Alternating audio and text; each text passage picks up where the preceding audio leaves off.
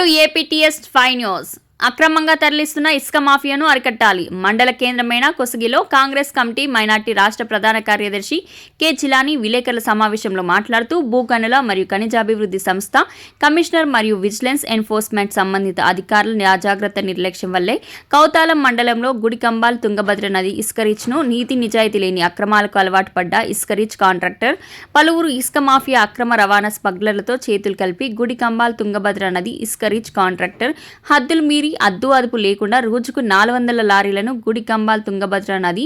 నుంచి ఇసుక లోడింగ్ చేస్తూ ఒక్కో లారీ 16 టైర్ల లారీలో 70 టన్నులు, 14 టైర్ల లారీలో 55 టన్నులు, 12 టైర్ల లారీలో 40 టన్నులు, 10 టైర్ల లారీలో 30 టన్నుల ఇసుకను వేసుకొని కర్నూలు అని కొసగి మంత్రాలయం మీదుగా నాగుల దిన్నె ఐజా శాంతినగర్ మీదుగా హైదరాబాద్ బ్లాక్ మార్కెట్కి తరలించి అమ్ముకొని ఇసుక మాఫియా అక్రమ రవాణాకి సహకరించే సంబంధిత అధికారులపై మరియు గుడికంబాల్ తుంగభద్ర నది హాని కలిగించే కాంట్రాక్టర్లపై తక్షణమే కేంద్ర రాష్ట్ర ప్రభుత్వాలు ప్రత్యేక నిఘాతో న్యాయ విచారణ చేపట్టి కఠిన చర్యలు తీసుకోవాలని కాంగ్రెస్ కమిటీ మైనార్టీ రాష్ట్ర ప్రధాన కార్యదర్శి కె జిలానీ డిమాండ్ చేశారు.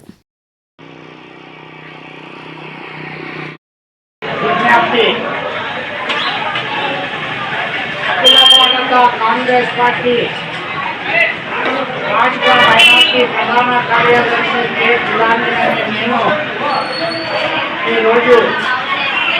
మీడియా సమక్షంలో మాట్లాడుతున్నాను.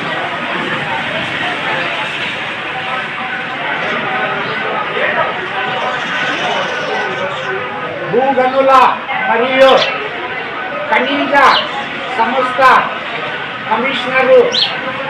మరియు విజిలెన్స్ ఎన్ఫోర్స్మెంట్ సంబంధిత అధికారుల అజాగ్రత్త నిర్లక్ష్యం వల్లే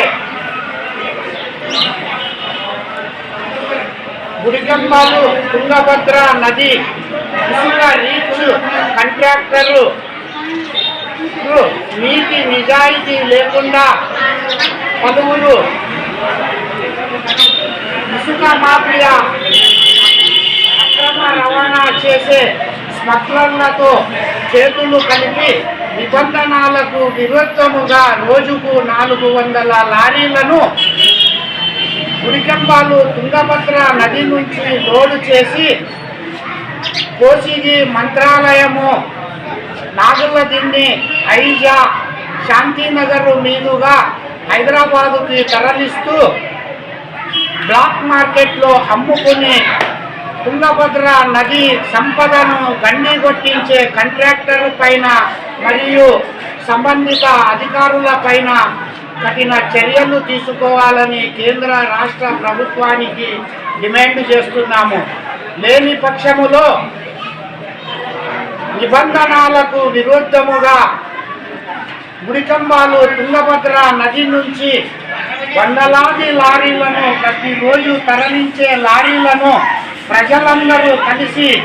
అడ్డుకుంటాము అని ఈ సభాముఖంగా తెలియజేస్తున్నాను.